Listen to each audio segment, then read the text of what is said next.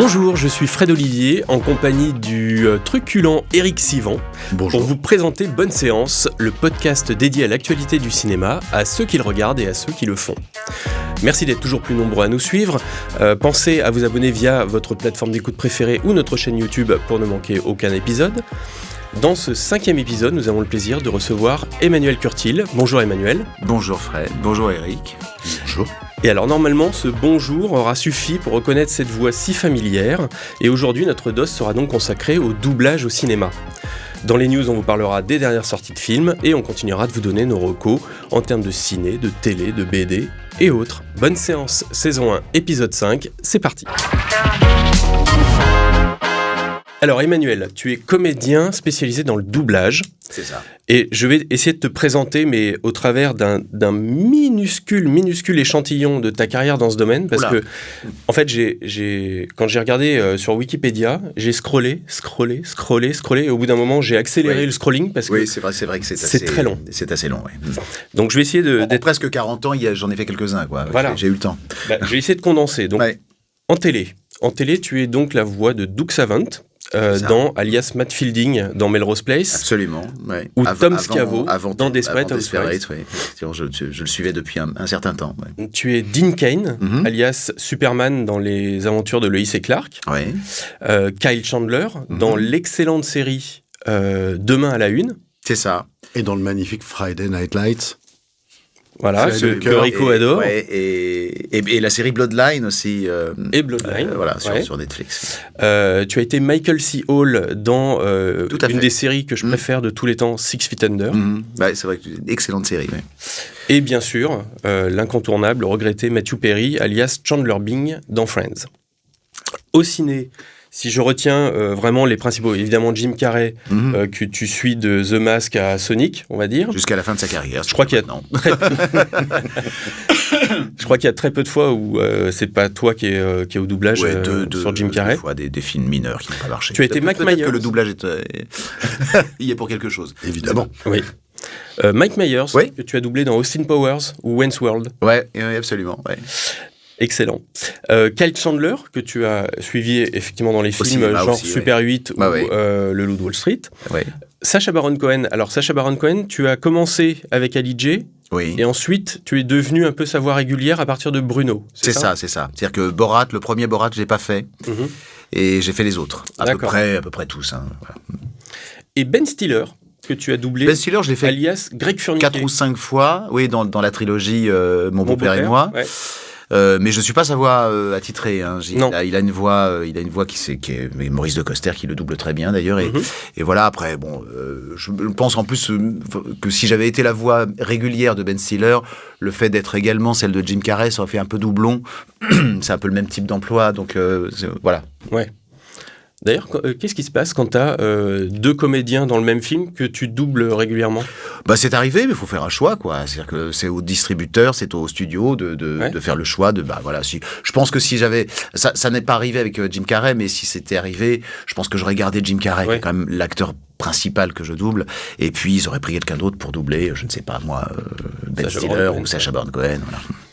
Alors, en film d'animation, tu es Simba dans Le Roi Lion, Simba adulte évidemment, Dimitri dans Anastasia, Moïse dans Le Prince d'Égypte, Kronk dans Cusco. Ah, Kronk.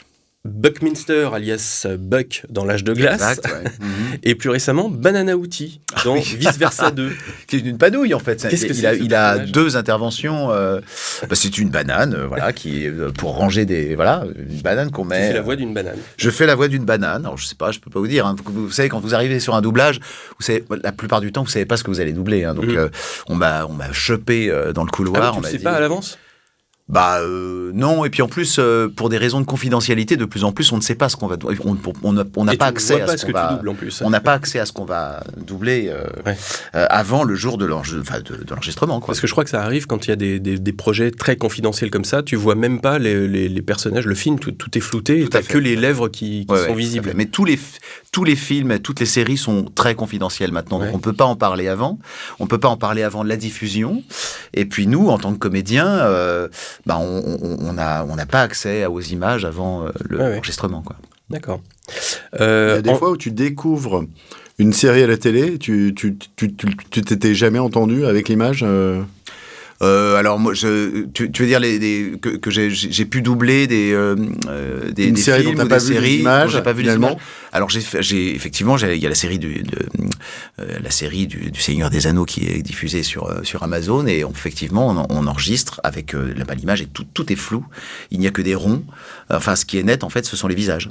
Donc je n'ai aucune idée de ce qui se passe hormis l'expression de l'acteur original. C'est pas évident ça pour trouver la c'est pas évident parce que tonalité. C'est pas évident parce que du coup, alors si, il y a quand même, on a quand même déjà le directeur artistique qui est là pour nous aiguiller un petit peu, et puis il y a l'adaptateur aussi qui a écrit le texte, qui a traduit. Donc on a une idée quand même des intentions, enfin de la trame, mais par contre les intentions de jeu, ça peut être un peu flou comme l'image, voilà. On revient sur la carrière, donc il y a un peu de jeux vidéo aussi. Où tu as été notamment... Ouais, j'en ai fait très peu, mais George Stobart. Exactement, ouais. Dans l'excellent Les Chevaliers de Baphomet. Avec l'accent américain, oui. Ouais. Mais aussi un peu Assassin's Creed, Ratchet & Clank. J'ai fait ça, moi ? Oui. Ah, tiens. Wikipédia l'a dit, en tout cas. Ma mémoire me fait défaut. J'ai appelé Wikipédia. Ça ne s'arrange pas avec son temps en plus. Voilà, mais c'est pour montrer aussi la richesse du métier de comédien de doublage, parce que c'est sans compter les émissions télé, les documentaires, la radio, puisque tu es maintenant la voix officielle de Rire et Chanson, je crois. Pas du tout. Pas du tout. Absolument pas. Je n'ai jamais été d'ailleurs. Non, j'ai été longtemps la voix de Fun Radio. Depuis, ça fait longtemps que je ne fais plus, mais à nouveau, on m'a rappelé, ça faisait longtemps que j'avais pas fait de voix antenne, mais je fais la voix de Voltage et la voix de Vibration. Alors c'est des radios régionales, donc c'est dans le Loiret. Oui, d'accord. Vibration, 8 FM, c'est vers Bordeaux. Je fais une radio dans le sud aussi, RTS FM, et puis une radio en Suisse qui s'appelle Rouge. Mais Rire et Chanson, pas du tout. Alors. Rire, pas du tout. Ça c'est Christophe Lemoine qui fait la voix de. Ah d'accord. C'était Patrick Poivet jusqu'à ce qu'il nous quitte, et c'est Christophe qui a pris la relève. Voilà, et qui est formidable. Et puis, bien sûr, Watt Cartman. Toutes les pubs télé, Playmobil, en avant les histoires. Alors, je ne fais plus Playmobil. C'est bien préparé, ce podcast. T'as vu ça ? On a bossé. Tu prépares ton émission. Ah merde, je vois ça. Je vois ça. Non, je l'ai fait très longtemps. Avec Dorothée, vous étiez. Mais on me dit souvent le chat feu vert aussi, mais ça fait très longtemps que je ne le fais plus. J'ai fait les premiers, effectivement, c'était. Mais c'est bien, ça veut dire que ce sont les versions que j'ai faites qui ont marqué. On a retrouvé quelques pubs quand même que tu as fait. Ah, d'accord. Mais on n'est pas les enfants de la télé ici, on va pas te les passer. Mais il y en a eu de tout genre, on va dire. Oui, j'en ai fait quelques-unes. Avec la mention pour Turfast. C'est ça, voilà. Une de mes plus grandes fiertés. Ah bah, je vous invite à regarder sur Google. On a enfin découvert. Turfast. On a enfin découvert que j'avais une voix de chiotte. C'est plutôt pas mal. On a énormément de questions à te poser, mais la première, c'est comment tout a commencé ? Eh bien, j'étais comédien enfant, moi. J'ai commencé vraiment à l'âge de 9 ans, j'ai voulu faire ce métier. Donc j'ai vraiment manifesté ce désir auprès de mes parents. Pardon ? T'as une anecdote à raconter, comédien enfant, tourné avec Louis de Funès.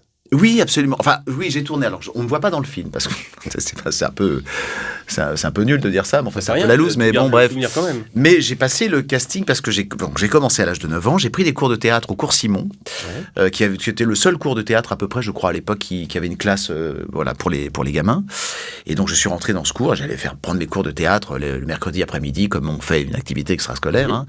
Et puis, il y a des directeurs de casting venaient dans ce cours lorsqu'ils avaient besoin de comédiens enfants pour tourner dans des films ou jouer au théâtre. Et donc là, j'ai eu cette occasion de passer des castings assez vite. Et notamment, effectivement, j'ai passé un casting pour La soupe aux choux avec Louis de Funès. Alors, quand t'as 10 ans, t'imagines pas que tu vas tourner avec Louis de Funès. Tu t'imagines même pas que ce comédien existe, en fait. Tu l'as vu dans tous ses films.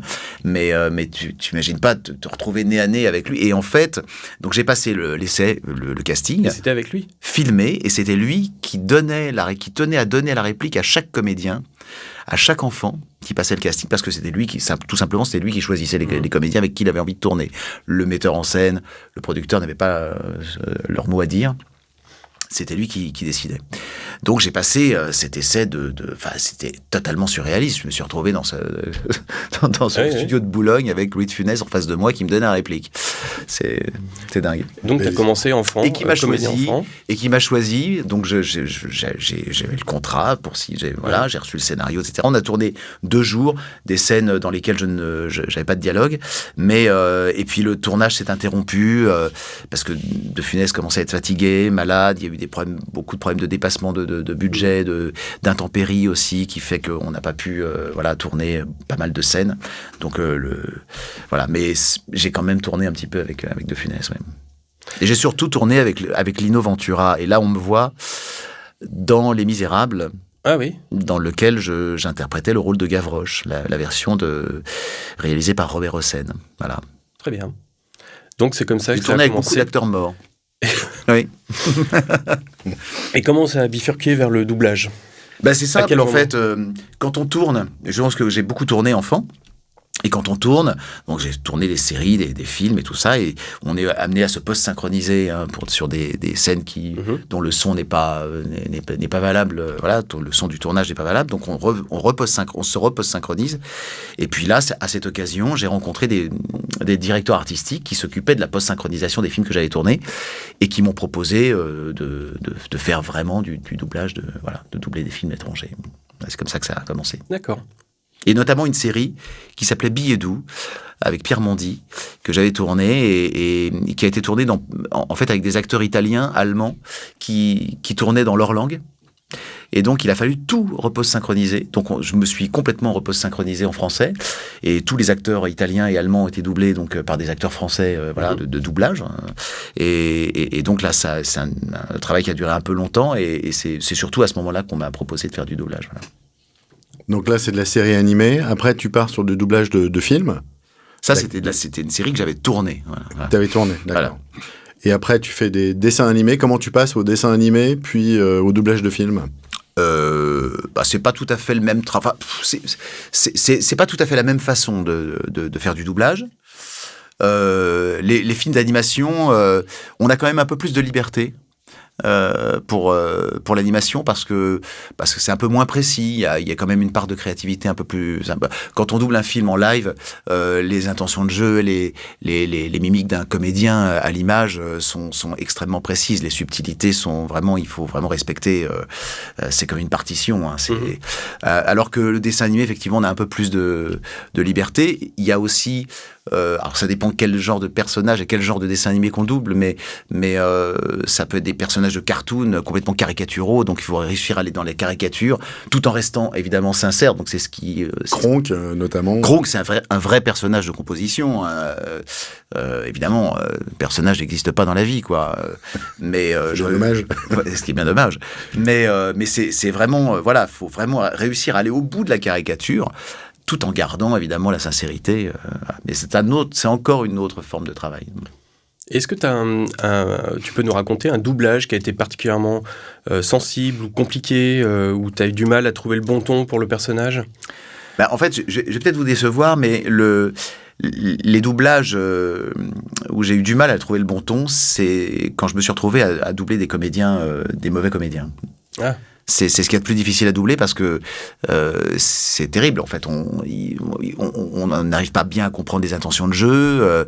Il n'y a aucune subtilité. On a l'impression d'être mauvais aussi, parce qu'en fait, finalement, le but du doublage, c'est de se rapprocher au maximum de l'original. Donc, quand un comédien est mauvais, on peut essayer de l'améliorer, mais c'est difficile de s'approcher, d'en faire un bon comédien, quoi. Mmh. Donc, ça, c'est très difficile. À la fin d'une séance d'enregistrement, on a l'impression d'être mauvais. Enfin, c'est déprimant. Ouais. Voilà. Mais quand on a la chance de doubler des comédiens comme Jim Carrey, qui sont vraiment des génies de la comédie, Matthew Perry, enfin tous les comédiens que vous avez cités, le travail, les intentions de jeu, elles sont nettes, elles sont là, et on n'a plus qu'à se laisser porter. Bien sûr, il faut quand même quelques capacités, hein, mais il faut vraiment, ça requiert des qualités de comédien. Mais ce que je veux dire, c'est que quand on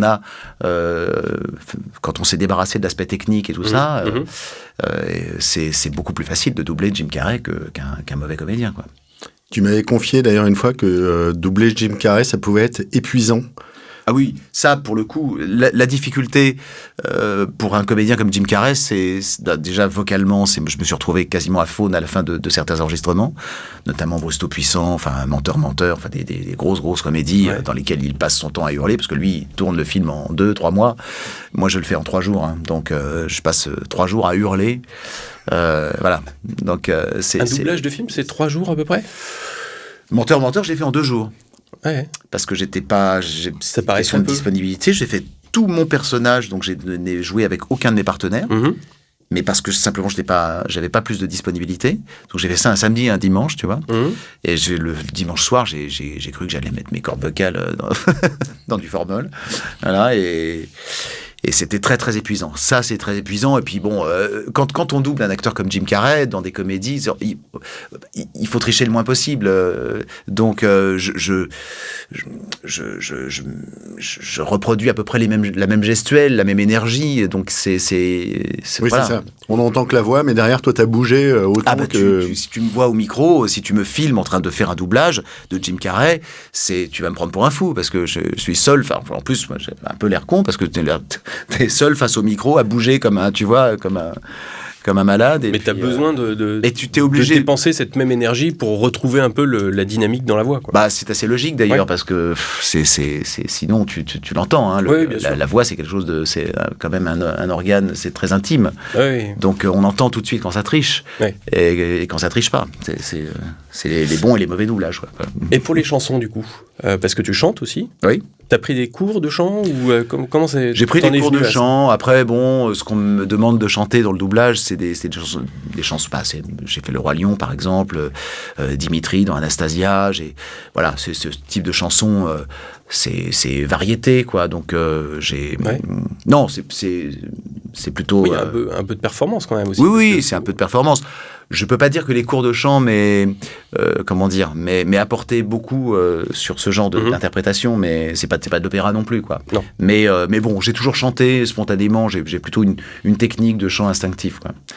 Voilà. Et est-ce que, parce que tu parlais des problèmes de cordes vocales tout à l'heure, ça t'arrive de consulter un phoniatre ? Non, mais ça m'est arrivé, d'ailleurs sur Kronk. À l'époque de Kronk, je faisais pas que Kronk, hein, j'étais submergé par le boulot, et donc j'ai un peu tiré sur les cordes vocales, et je me suis retrouvé 2 semaines parce que ça c'est un risque sans voix. Voilà, et du coup, pas de voix, pas de travail. Quand il n'y a pas de voix, déjà, il n'y a pas de travail. Donc, les 2 méthodes, en fait, c'est le repos et la cortisone. Donc, il n'y a pas de secret. Hein. Donc, j'ai pas travaillé pendant 15 jours. De toute façon, j'aurais été incapable de sortir un son. Et puis je prenais de la cortisone, et puis j'ai dû attendre que ça revienne. Mais j'ai flippé. Et puis, psychologiquement, le fait de perdre sa voix et de savoir que c'est son instrument de travail, on met plus de temps à la récupérer. Ouais. Et du coup, tu as une assurance il y a une assurance sur la voix ou... Oui, ça existe. On sait qu'il y a des footeux qui sur leurs pieds ou des pianistes leurs mains. Mais... Ça existe. Après, moi, j'ai jamais pris d'assurance. C'est peut-être un tort, mais effectivement, en plus, ça coûte très cher. Hein, je veux dire, assurer une voix. Après, c'est toujours en fonction de ton revenu. Hein, donc, mais je sais que ça existe. Je m'étais renseigné d'ailleurs parce que j'avais un de mes camarades qui faisait pas de doublage, mais qui faisait beaucoup de voix off et tout ça, qui était resté 1 an sans pouvoir travailler parce qu'il avait des polypes aux cordes vocales et il pouvait plus utiliser sa voix. Donc, je m'étais renseigné et bon, voilà, j'avais pas opté pour une assurance parce que c'est extrêmement cher. Voilà. Et alors, quel rôle ou quel film tu as préféré doubler pour ces 3 acteurs? Jim Carrey. C'est compliqué avec Jim Carrey parce que il a abordé tellement de registres différents. Ouais. Aussi bien les grosses comédies, j'ai pris un plaisir fou à doubler The Mask, évidemment, parce que The Mask, en plus, c'est du cartoon, en plus. Et il y a du chant. Il y a les 2 aspects, il y a le chant, il y a l'aspect cartoon. Il y a l'aspect, donc il y a la partie Stanley Ipkiss où il est justement très très timide, timoré comme ça. Donc c'était vraiment ça englobe tout le panel qu'un comédien peut avoir, quoi. Il y a ça, il y a évidemment toutes ces grosses comédies Ace Ventura qui sont des ovnis. Enfin c'est complètement délirant. Bon, ça j'ai pris un plaisir fou. Dumb and Dumber, évidemment, tous les films des frères Farrelly, enfin Food Irene. Mais c'est vrai que Truman Show, ça a été je trouve un choc cinématographique. Moi, ça pourrait faire partie de mon top 10 hormis mon implication de comédien, de doubleur de Jim Carrey, ça pourrait faire partie de mes films préférés. Oui. Avec Sacha Baron Cohen. Avec Sacha Baron Cohen. Quel film, lui aussi, rôle lui aussi, il a abordé des registres. Il est un peu comme Jim Carrey. Il a des personnages complètement déjantés. Il a évidemment le personnage de. Alors, j'ai pas fait le Borat 1, mais j'ai fait le 2 pour Amazon. Et puis, j'ai fait évidemment Bruno. Qu'est-ce qu'il y a Grimsby aussi, c'est ça. Ali G, évidemment, c'était le premier. Mais c'est des personnages totalement différents et non, mais c'est jouissif à faire, quoi. Alors je sais pas lequel choisir. Si Bruno, ça m'a vraiment, à doubler. Après, quand j'ai vu le film, alors c'est peut-être parce que je le connaissais, mais j'ai moins ri, mais à doubler, c'était un truc de dingue, quoi. J'arrivais à peine à aller au bout des scènes tellement je me marrais, quoi. Et avec Mike Myers. Mike Myers, Austin Powers, c'est complètement délirant. Et puis en plus dans le 2 et dans le 3, il y a d'autres personnages. Il fait Fat Bastard, il fait... C'est des comédiens qui sont pas faciles quand même, parce que entre Mike Myers... on me confie beaucoup les comiques, en fait. On s'est rendu compte... c'est des comédiens on s'est rendu compte que je savais faire The Mask, et on s'est dit, tiens, il va faire tous les comiques. Voilà, parce que les gens débordent d'imagination. Donc, mais moi, j'aime beaucoup. Oui, mais heureusement, ces comédiens-là, ils font aussi des rôles dramatiques, de temps en temps. Déjà, parce que qui peut le plus, peut le moins. Moi, je pense que c'est beaucoup plus difficile de faire rire. Ça me fait penser à un truc que disait Pierre Ninet il n'y a pas très longtemps dans une interview. En fait, un comédien comique, s'il fait pas rire, c'est raté, quoi. Ouais. On peut beaucoup plus contourner le truc sur une scène dramatique, mais un comédien comique, il faut qu'il fasse rire. Voilà. S'il fait pas rire, c'est sans appel, quoi. Et quand, j'imagine que ça t'arrive qu'on reconnaisse ta voix quand tu vas au restaurant ou à la boulangerie ou n'importe quoi. Du coup, est-ce qu'il y a un personnage en particulier qu'on te demande de faire le plus souvent ? C'est toujours un petit peu la même chose. Jim Carrey, Friends, Chandler, évidemment, ça revient très souvent. Si Tom Scavo dans Desperate Housewives, parce que c'est une série... le personnage, en tout cas, les gens s'y sont beaucoup attachés. Donc, et puis c'est un personnage qui est assez proche de ma nature, c'est assez proche de moi, quoi. D'accord. Tu vois parfois dans le regard des gens, ils se disent mais je connais ce gars. Oui, alors il y a juste parce que tu leur as parlé, quoi. Il y a des gens qui me reconnaissent, qui tout de suite me disent mais votre voix, mais vous êtes la voix de. Puis alors en plus maintenant avec les interviews que j'ai pu donner pour des web médias comme Combini, Néo, tout ça, donc effectivement les gens finissent par me reconnaître même physiquement. Mais il y a des gens, je sens que la voix leur dit quelque chose, ça les interpelle, mais ils n'arrivent pas à l'associer à un comédien en particulier. Puis en plus, moi, j'en ai plusieurs, donc je sens que ça les interpelle. Et on te confond avec une autre voix ? Non. Non, ça n'arrive pas, ça. Non. Et peut-être, en tout cas, on ne le dit pas. Non, mais on te dit pas, mais vous êtes la voix de Tom Cruise. Mais Monsieur Darbois. Non. Quand tu vas voir les films, toi, tu regardes plus VF ou VO, du coup ? Alors au cinéma, je vais voir de la VO. Mais quand je regarde une série, pour ça que pour moi le doublage d'une série est plus important que le doublage d'un film, parce que les films je vais les voir en VO au cinéma, mais à la télé j'aime bien regarder une série en VF. Si c'est mal doublé, ça me gâche un peu la série, quoi. Et même si c'est doublé par des copains, si c'est bien doublé, ça ne me trouble pas, quoi. Je vois pas. Je finis par oublier que ce sont des copains qui doublent. D'ailleurs, je préfère que ce soit doublé par des copains, parce qu'en général, c'est mieux doublé que par des gens que je connais pas trop. Tes copains doublent mieux que ceux qui sont pas tes copains. Message pour le petit monde. Non, mais c'est vrai que voilà, Est-ce qu'il y a un acteur que tu rêverais de doubler ? Oui, on peut. J'étais quand même assez gâté entre Jim Carrey, Matthew Perry, enfin tous les acteurs que tu as cités. Après, il y a un acteur que j'ai doublé une fois, qui est Johnny Depp, et que je suis un peu frustré de n'avoir doublé qu'une fois. J'avais doublé dans Las Vegas Parano, qui est en plus un rôle de composition. Ouais. Et je trouve, c'est un acteur extraordinaire que j'aurais bien. Et je me sentais vraiment complètement en adéquation. Totalement. Il y a des acteurs qu'on sent plus ou moins, qui sont meilleurs que d'autres, mais en tout cas, on est, je me sentais complètement en phase avec sa nature de comédien, et j'aurais aimé le doubler mais après, il a une voix française qui fait ça très bien, et qui, voilà. Et au contraire, est-ce qu'il t'est arrivé déjà de refuser de doubler un comédien ? Oui, parce qu'il était déjà doublé par quelqu'un d'autre, et que je voyais pas ce que je pouvais apporter de plus. Ça m'est arrivé, je dirais pas quel comédien, mais on m'a proposé il y a pas très longtemps d'ailleurs. J'ai dit non, il se trouve que c'est un pote en plus qui le doublait, donc et qui le double tout le temps. J'ai dit je vois pas ce que je pourrais apporter de plus. Et voilà. Et un moment on m'a dit oui, mais tu sais, c'est le comédien en original qui produit le film et tout ça, donc il veut. J'ai dit il veut, mais il faut aussi qu'il sache que quand le film arrive en France et qu'il est diffusé en version française, c'est le public qui choisit. Si on lui supprime la voix attitrée de leur comédien, c'est le public que ça va choquer, quoi. Oui, en fait, t'as jamais de contrat qui te lie à un comédien pour le doublage. Ah non, il peut parfaitement. Mais par contre, de fait, maintenant t'es indissociable de certains comédiens, parce que pour les Français, pour ceux qui regardent le film en VF, la voix, c'est toi. Oui, après... C'est mieux qu'un contrat. Après, j'ai pas de contrat d'exclusivité. C'est arrivé qu'on me remplace sur Jim Carrey. C'est pas arrivé souvent, mais c'est arrivé quand même. Sur Matthew Perry, et notamment sur les 2 dernières saisons de Friends, pour des questions de cachet, on va dire, d'entente avec la production. Mais je crois qu'il y a un certain nombre de comédiens qui... c'est à peu près tout le casting de Friends. Non, c'est la moitié du casting. On était 3. La moitié. Il était 3. Il y avait Joey, Rachel et donc moi qui faisais Chandler.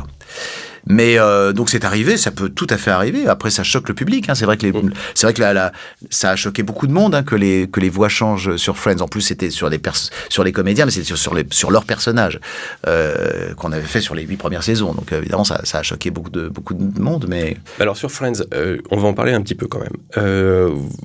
Les acteurs, les comédiens qui jouent dans la série ont formé une vraie bande de potes. Est-ce que les comédiens de doublage, vous avez formé aussi une bande de copains comme ça ? Vous vous revoyez de temps en temps ? On s'entend bien, on se revoit. On n'a pas beaucoup l'occasion de se revoir d'ailleurs, parce que mes potes, Marc Lesser qui faisait Joey, et puis Dorothée qui faisait Rachel, habitent très très loin de Paris. Donc on n'a pas souvent l'occasion de se voir. On est de plus en plus sur les studios d'enregistrement d'ailleurs. On enregistre de plus en plus séparément les uns des autres. Ça, c'est depuis le Covid, mais on a gardé mais sur 8 saisons, c'est quand même enregistré un petit peu ensemble. Sur Friends, les premières saisons, oui, puis après, on n'était pas forcément toujours disponible en même temps. Mais sur les premières saisons, on a pu effectivement enregistrer pas mal d'épisodes ensemble. Et c'est hyper important, parce que c'est vraiment de la comédie, c'est du théâtre. Hein, d'ailleurs, pour que ça marche en VF, il faut qu'il y ait un peu cette cohésion c'est comme de ça groupe. qu'on a trouvé toutes nos conneries d'improvisation. Copain de moi, par exemple. Bon, c'est pas grand-chose, mais c'est des trucs qu'on trouve sur le moment et qui sont vraiment dans l'humeur de la série, dans l'énergie Et après, ça nous est arrivé d'enregistrer pas mal d'épisodes séparément, mais pour des questions de disponibilité. Et puis, voilà. Mais c'est quand même mieux quand on enregistre ensemble. Ouais. Bon, et c'est un sujet incontournable dans le domaine du doublage maintenant, l'intelligence artificielle. Je sais que tu as été victime, toi, d'une contrefaçon vocale. Oui, c'est arrivé. Via une intelligence artificielle, je crois que c'était pour un livre audio. Ouais, pour une chaîne YouTube pour enfants, oui, qui me faisait raconter des contes pour enfants. Alors, c'est quoi ta position sur le sujet là, en l'occurrence, c'était... il n'y avait aucune intention de jeu, aucune interprétation. J'ai l'impression que j'avais fait ça en after. Voilà. Mais vraiment, c'était nul, quoi. Oui, donc c'est un préjudice pour toi. Oui, c'est un préjudice artistique, c'est clair. Et sur l'intelligence artificielle, Tu penses que ça va être incontournable et qu'il faut de toute urgence légiférer là-dessus et amener le doublage, enfin distinguer le doublage avec l'intelligence artificielle, ou enfin je sais pas, quel est le... Moi, je pense qu'il y a, de toute façon, là, on a vu avec des exemples récemment qu'il y a une vraie volonté de la part des studios, enfin de certains studios et aussi de start-up d'intelligence artificielle spécialisée dans la voix, d'imposer cet outil pour se passer des studios français et de tous les métiers qui font le doublage. Hein. Il y a une vingtaine de métiers, ça fait à peu près une 15 000 emplois. Hein. On est 5 000 comédiens, mais il n'y a pas que les comédiens, il y a aussi les ingé-sons, les détecteurs, les adaptateurs, les chargés de prod et tout ça, tout ce qui fait ce métier, quoi. C'est 700 millions d'euros de chiffre d'affaires en 2023. Donc c'est pas rien, hein, c'est toute une économie qui risque de partir en fumée. Et puis donc il y a une volonté effectivement de la part des studios américains de contrôler le doublage et depuis chez eux. Donc avec ces startups d'intelligence et logicielle qui ils ont l'intention de se passer vraiment il y a vraiment cette volonté. On l'a vu effectivement il y a eu des tentatives là, il y a la bande-annonce du dernier film de Stallone. Eleven Labs a proposé de redoubler donc Stallone avec la voix d'Alain Dorval disparue il y a 1 an, mais via une intelligence artificielle. Les intentions de jeu sont évidemment catastrophiques. Hein, le résultat est nul, mais on voit qu'il y a quand même une volonté de dire on est là. Voilà, on arrive. Le danger, c'est pas tellement que la qualité risque de nous dépasser, mais c'est qu'ils réussissent à s'approcher d'une qualité, un peu de la qualité de notre travail, mais sans pour autant l'atteindre, en se contentant de quelque chose de médiocre, mais étant donné les économies substantielles que ça leur ferait réaliser, ils vont décider finalement de procéder comme ça en se disant le public n'y connaît pas grand-chose, après tout, c'est médiocre, mais c'est pas suffisamment nul pour ne pas être diffusable, donc vu l'argent que ça nous fait gagner... Mais bon, c'est ça, pour l'instant, les intentions de jeu n'étant pas... Effectivement, à terme, c'est clair que ils vont faire des progrès. Hein. La machine va progresser grâce à notre travail d'ailleurs. Et puis, si on légifère pas, effectivement, il y a effectivement un danger. D'être complètement remplacé. Qu'est-ce qui prend du temps alors pourquoi c'est le ministère de la Culture qui devrait s'occuper de ça? Oui, c'est bien sûr, c'est Rachida Dati, c'est le ministère de la Culture, c'est pour ça qu'on a fait cette, je sais pas si vous avez peut-être eu l'occasion de voir cette vidéo Touche pas ma VF, où justement, où on interpelle le ministère de la Culture. On est pour l'instant, il n'y a rien de fait, mais on est en contact avec les services de Rachida Dati. On l'a rencontré. Il y a le CNC qui est avec nous, qui nous soutient, la DAMI. Donc pour l'instant, on essaie de sensibiliser un petit peu. Il y a une pétition. Il y a une pétition, qui a déjà recueilli. Alors, je ne sais pas combien de signatures. Aux dernières nouvelles, c'était 150 000, mais je pense que c'est un peu plus maintenant. Mais oui.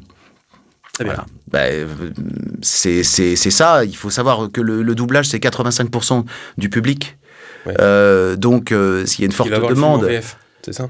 Qui va voir le film en VF, qui va voir le film, les séries en VF. Donc, les gens sont très attachés au doublage culturellement. C'est-à-dire que vraiment, depuis que le doublage existe, d'abord parce que le doublage français est le meilleur doublage au monde. Et pour quelle raison? Simplement parce que depuis que le doublage existe, les studios font appel à de véritables comédiens qui sont capables de rejouer les scènes, de restituer une émotion, la fantaisie de l'acteur, l'énergie de la scène. Enfin voilà, c'est incomparablement meilleur que ce que peut faire une IA. On a tous en mémoire les vieilles séries type Amicalement Vôtre. Où, oui, tout à fait. Quasiment personne n'a vu Amicalement Vôtre en VO. Quoi. On a tous vu Amicalement Vôtre en VF. C'est ça, mais parce que Michel Roux a su se réapproprier le personnage de Tony Curtis et apporter sa patte, sa couleur, son humour.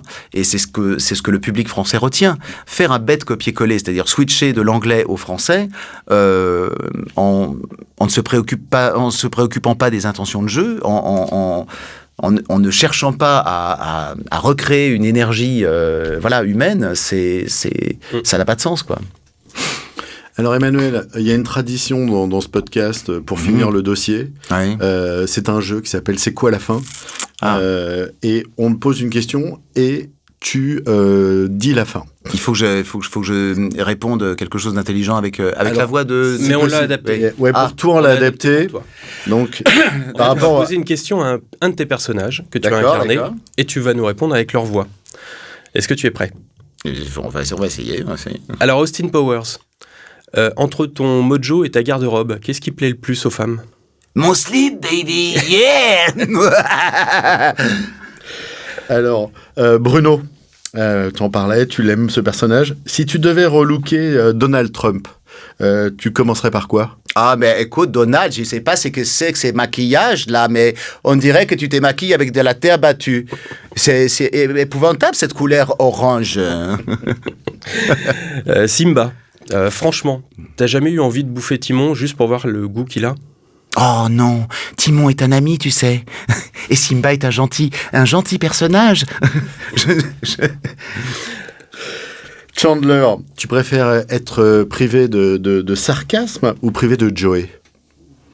Oh, ni l'un ni l'autre, mon camarade. À The Mask, qu'est-ce que tu penses de ce podcast ? Écoute, je n'aurais qu'une chose à dire, mon loulou, il est splendide. Question légèrement orientée, tu vois. C'est ça. Ouais. Bon, en tout cas, merci beaucoup, Emmanuel, d'avoir accepté notre invitation. Merci à vous de m'avoir reçu. Avec plaisir. Et maintenant, on va parler un petit peu de chiffres, on va parler d'actu, on va parler de culture avec les news. Alors, Rico, cette semaine... Est-ce qu'il y a eu un effet César, Oscar au cinéma ou pas spécialement ? Alors un effet César, pas vraiment, parce que quasiment tous les films qui ont été césarisés étaient déjà disponibles en VOD, n'étaient plus en salle. Par contre, pour les... un peu les cérémonies César, Pour les Oscars, il s'est passé un truc assez fou. Sean Baker, qui n'avait jamais été nommé aux Oscars, est reparti avec 4 Oscars. Et 4 Oscars, donc meilleur film, meilleur réal, meilleur scénario et meilleur montage. C'est un des rares réalisateurs qui fait lui-même son montage. Et pour retrouver un réalisateur qui a eu 4 Oscars dans la même soirée, il faut remonter à Walt Disney en 1954. Donc on 53, parle quand même... Ouais. 53, 54. Mais avec 4 films différents. Des documentaires, documentaires longs. Là, c'est un seul film. Le gars repart avec 4 statuettes. Ouais, alors, Walt Disney, il y avait même une catégorie qui n'existe plus, mais c'était meilleur documentaire en 2 bobines. Ah oui, voilà. Documentaire long ou documentaire court, en fait. J'aime bien l'idée. Bon, et si on garde que 3 films qui vont sortir le 12 mars ? Eh ben, on va commencer par le nouveau Soderbergh, parce que c'est quand même toujours un événement. The Insider, un thriller d'espionnage, façon Mr. and Mrs. Smith, mais on imagine plus cérébral, avec Cate Blanchett et Michael Fassbender. Donc un joli casting, un scénario de David Koepp, qui est à l'origine de Panic Room ou encore Snake Eyes. On a The Last Showgirl qui sortira le 12 mars aussi, The Last Showgirl de Gia Coppola, la petite fille de...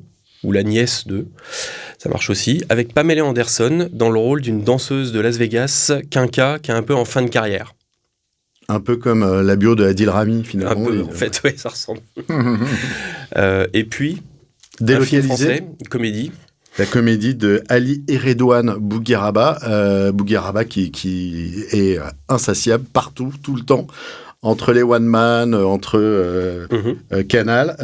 Et c'est assez drôle au niveau du scénario. C'est un ouvrier dans une usine de matelas qui apprend que son entreprise est délocalisée en Inde. Et pour garder son poste, il se rend sur place et va apprendre à tous les comment on appelle ça, les ouvriers locaux à faire la grève comme en France. Ah oui. Ah oui, c'est vrai. Et puis le 17 mars, si on garde que 3 films, on va garder Ma mère, Dieu et Sylvie Vartan, avec un titre un peu énigmatique, on ne sait pas trop ce qu'il y a dedans. En fait, c'est réalisé par Ken Scott, qui avait fait La Grande Séduction ou Starbuck. C'est avec Leila Bekti et Jonathan Cohen, et on suit l'histoire d'Esther, une mère déterminée à tenir sa promesse envers son fils, né avec un pied beau, en lui offrant une vie normale et épanouie. Voilà. Un grand film, très bouleversant, je crois, avec Leila Bekti. Qui arrive très bien avec une très belle cote d'amour par rapport aux projections qu'il y a déjà eu. Il y a Blanche-Neige qui devient le nouveau live-action, donc du classique de Disney. Ils les font tous, oui. Avec Rachel Zegler, une petite nénette dans le rôle de Blanche-Neige, et Gal Gadot, qui est une grande nénette en méchante. Du coup, moi, mon côté sadomaso, ça ferait plutôt pencher pour la reine. Méchante reine. Méchante. Et The Altonites, le nouveau film de Barry Levinson, qui était le réalisateur de Rain Man, avec Robert De Niro et Robert De Niro, puisqu'on suit les histoires dans les années 50 de la mafia new-yorkaise, la rivalité entre deux chefs de la mafia qui ont existé, Vito Genovese, qui n'est pas l'inventeur du pesto, et Frank Costello. Et donc les deux rôles sont joués par... Non. Les deux rôles sont joués par De Niro. Voilà. Sinon, au niveau des news, on a une news assez cool sur les séries. Vous vous souvenez de l'excellente série Succession ? Oui. Qui a été élue 3 fois meilleure série dramatique aux Emmys, qui a la particularité aussi d'avoir l'épisode le mieux noté du site IMDb, qui est le site de référence de tout le monde, avec 9,9 pour l'épisode, je dirais, 3 de la saison 4, en trichant un peu. Bref, l'information, c'est surtout que l'histoire d'amour entre HBO et Jesse Armstrong, le créateur, n'est pas terminée, puisque pour la première fois, il va devenir réalisateur et il va faire une série sur des milliardaires qui se retrouvent dans un contexte de crise internationale entre eux pour discuter du monde. Et la bonne nouvelle, c'est que c'est Steve Carell qui est le personnage principal. Tu l'as jamais doublé, lui ? Non. Le tournage débute ce mois-ci, donc c'est vraiment tout chaud, à Park City dans l'Utah. Ce qui est bluffant, c'est que la série serait annoncée pour une diffusion au printemps. Le printemps étant commencé, ça voudrait dire que sous 3 mois, on a la série. Donc mettez vos casques, ça devrait arriver assez vite. D'ici là, vous avez le temps de regarder White Lotus saison 3, dont on a un épisode par semaine. Saison 3. Ou Jack Reacher saison 3. Et puis, tu as amené une BD. Tu es BD, toi ? Tu lis un peu les BD ? Des BD, je ne suis pas trop dans cette... Voilà, la petite BD de cet épisode 5, c'est il faut flinguer Ramirez. Ramirez, c'est pour ses collègues de travail le spécialiste du service après-vente de la société Robotop, spécialisée dans les robots ménagers et les aspirateurs. Mais en fait, c'est le plus grand tueur à gages mexicain. C'est une BD qui est sortie en 2018. Il y a eu un tome 2 en 2020. Et si je vous en parle aujourd'hui, c'est parce que on annonce le tome 3 en 2025. C'est une BD vraiment rigolote, très tarantinesque, avec des cases complètement déstructurées. Ça ressemble un peu à du Robert Rodriguez période Desperado. C'est vraiment rigolo. Très bien, merci beaucoup. C'est maintenant la fin de cet épisode. Ce podcast a été produit par l'agence Le FBI, réalisé par le studio podcast by Sonacom. Pour nous suivre et ne manquer aucun épisode, n'oubliez pas de vous abonner via votre plateforme d'écoute préférée ou notre chaîne YouTube. Avec Eric, je vous donne rendez-vous dans 2 semaines pour notre prochain épisode. D'ici là, bonne semaine à toutes et à tous et surtout, bonne séance.